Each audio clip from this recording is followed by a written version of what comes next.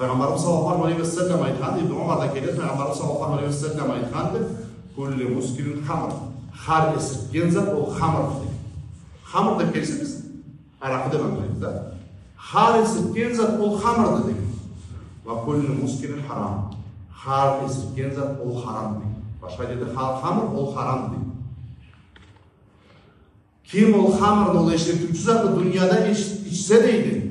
Famata ol zatta avuşsa, o halda avuşsa deydi o içken halda. Ay tavba etmegenliği andan avuşlanıp olsa, o zatından öbür dünyada içeri tuttu. O zatından öbür dünyada içeri tuttu deydi. Başka yerde gelirdi. La yadkulü cennet mutminul hamr dedi. Cennetlik çildik türdü, esirip avuşkan adam. Esirip durup, esirip durup avuşkan adam. Anla kuru arak kelmeydi kardeşler. Kuru arak kelmeydi, büyülükte arak kişi kerekle tüldü.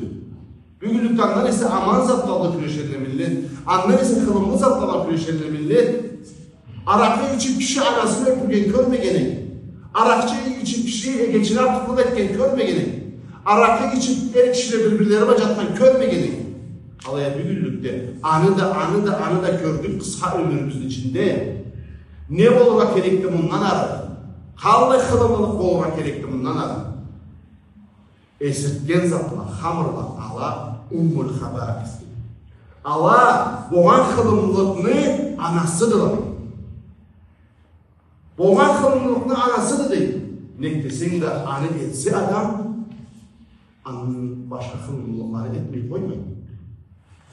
Bugün boşatan mı?